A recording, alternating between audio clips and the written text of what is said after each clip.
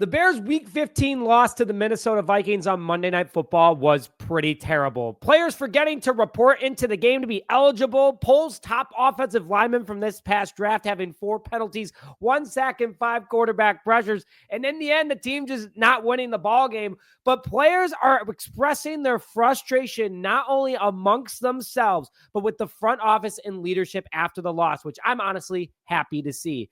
I'm going to go through it all today, and this is what happened after the Minnesota Vikings game. Thank goodness there's only 3 games left is all I have to say.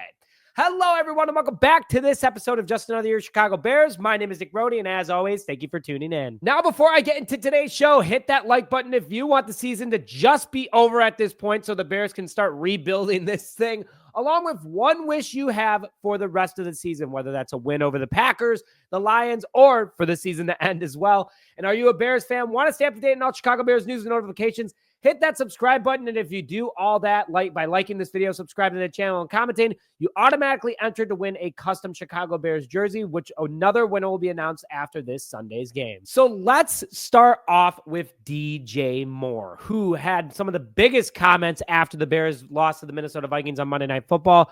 One of the most respected captains on this team spoke to 670 The Score Tuesday morning and gave his very blunt thoughts about the Chicago Bears team and what needs to change.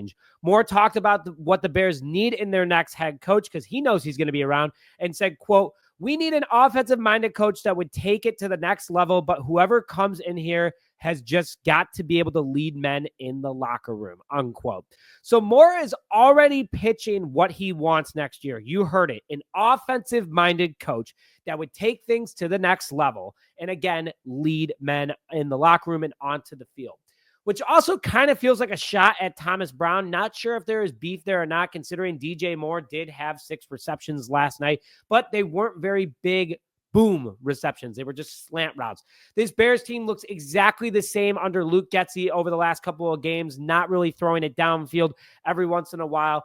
And overall, you can see that their guys are just frustrated because they feel like the coaches aren't doing enough to help make them better as people and players. But also, I have to say this too. This has to fall on DJ Moore as well. Second year of being a captain, he's a leader of this offense. Why is he not helping also lead the men onto the field? That's all I got to say. Be a leader, be a better positive asset to this roster, and also just help the offense out as a whole, which they clearly need a lot. Looking at last night's stat line, only 283 yards last night from this Bears offense, 171 passing, 112 rushing. 16 first downs, 1 for 12 on third down, 4.5 yards per play. That's last in the NFL, and that's what the Bears have averaged all this year.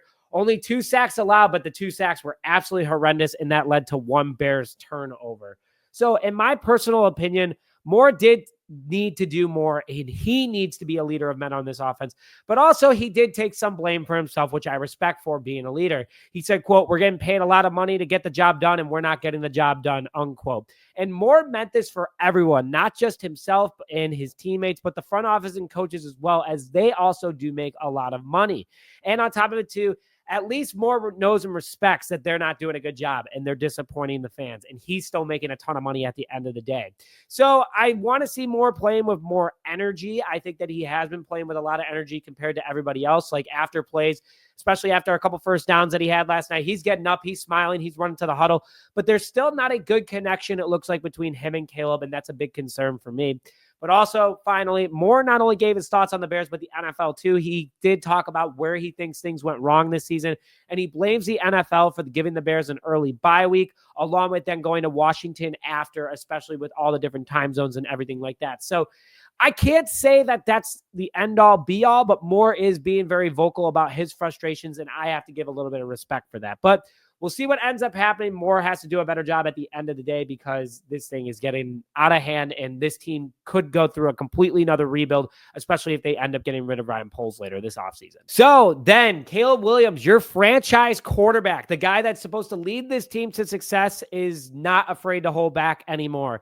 Caleb Williams came out saying, quote, the part of that I'm most frustrated about right now is that we're on an 8-game losing streak. That is not good. That is new to me. I have never experienced losing like this, and that is the frustrating part, unquote. Williams, who has never had a losing season since putting on football pads back in 4th grade, according to Williams himself, is really frustrated, and it is taking a huge mental toll on him at the moment. You can see that, especially when he was leaning on the sideline.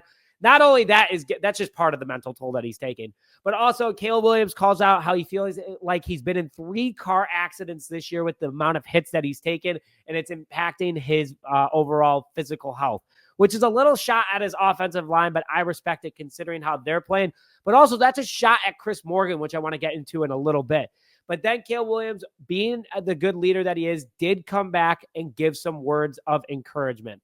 He said, quote, "The encouraging part about all this is that how we fight as a team. The team being able to go through what's happened this year, me not playing well at the beginning, the young guys and myself still developing, going through growing pains, coaching, getting fired. It's been a lot, but it's encouraging to see how this team has handled it all and continues to progress."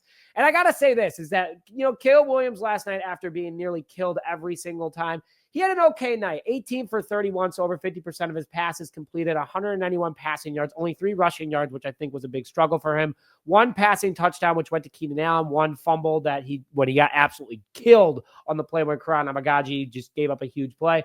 But overall, Caleb Williams, I think that this is where we kind of are seeing, okay, you're growing as an individual. Caleb Williams, earlier this year, would have had maybe 10 yards. And he's getting better as the games go on. He's playing injured, guys. I would love to just understand the exact pain. Like when a doctor asks how much pain you're in, if someone asked Caleb, I would love to see him say a 1 out of 10, because he'd probably say 11, because he's just getting absolutely destroyed.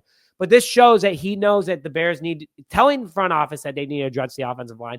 Also get a new offensive line coach in Chris Morgan. And he wants to win. That's the big part here. That's where he's really frustrated. I mean, look at the NFC North standings, guys. Bears are dead last on an 8-game losing streak. It's just getting ugly out here. And the Vikings continue to win, who they started their rebuild the same exact time as the Chicago Bears, and they're already back to winning.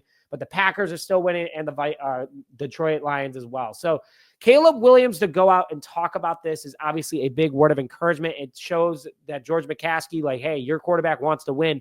Get someone in here that wants to build a winning team. And also that lights a fire under Ryan Poles saying, I have to get this thing right this offseason or else I'm going to be canned and I'm going to waste a whole nother rebuild for the Chicago Bears. Now, before I get into the last part of today's show, I would like to thank today's sponsor, OddsJam, which just isn't another betting app, but it's turning the entire system into your favor. Here's how it works. OddsJam uses a strategy called arbitrage, which finds odds across different sports books. You bet on both sides, and no matter the outcome, you will profit.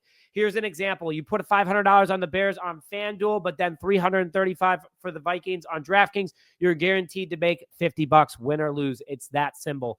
And with the OddsJam mobile app, you get real-time alerts and opportunities for every single day. And go to the link in the description now to get 35% off your trial period, along with a 7-day free trial. And with OddsJam, whether you use it for the month or a year, get 35% off. Use code JAYCHI Bears today to start making money the smart way. So the final comments that I want to go into, there was from 3 different players involved in this game. Cole Kmet, a leader, local Chicagoland kid, grew up a Bears fan, wants nothing more than this team to win, and he's never been on a winning team yet with this Bears team. He said, quote, "You got to take care of your own SHIT. And if other people aren't doing their job, that's on them," unquote. Try not to swear for you guys. I know how some of you feel about that. That, by the way, wasn't just directed at the players. It's also directed at the front office as well, as this team was built. And also that's on them to be able to build this team. Then Kiran Amegadjie came out and apologized for his performance against the Vikings, saying, quote, "The overall feeling is we lost and I didn't play well. I just wish I took advantage of the opportunity better," unquote. I'll say this. A lot of people are coming at the kid, and, I do give him some blame, but he is a rookie with little NFL experience, and Chris Morgan is his offensive line coach, who absolutely needs to get canned and had so much time to prepare this kid to be good, especially with all the time that he had off the field to be able to understand schemes and be able to take on top players. Well, Kiran Amegadjie had to take on the 5th leading sack leader last night in the Minnesota Vikings defensive edge. He was nervous. He was not prepared, and the Bears should have paired him with a tight end, Gerald Everett or Cole Kmet. Overall, not good. And he needs to take on and be better for sure, but overall, not a good look by Chris Morgan, not preparing your player. And then another player that wasn't prepared by Chris Morgan, Doug Kramer, calls himself out, saying he plainly forgot to report when going into the game. Bears had a rushing touchdown that would have put them right back into it. And then the Bears actually had to end up only accepting 3 points because of the fact that Doug Kramer didn't report. You've done this all season, man. This is on you. And I don't see Doug Kramer being a part of this team next year, but hey, at least he was honest about making a mistake and forgetting to report. But guys, bear down, baby. We're 3 games away and the offseason kicks off sooner than you know it. We have a ton of opportunities to improve this team with 3 top 40 picks at the moment. And we'll see where the Bears end up going later this year. So don't be afraid to comment in the comment section below your thoughts. I want to hear them, along with liking this video. And please subscribe to the channel if you haven't already. Let's hit 22,000 before the end of the year. With that, thank you as always for tuning this episode of Just Another Chicago Bears. My name is Nick Brody, and as always, bear down, baby.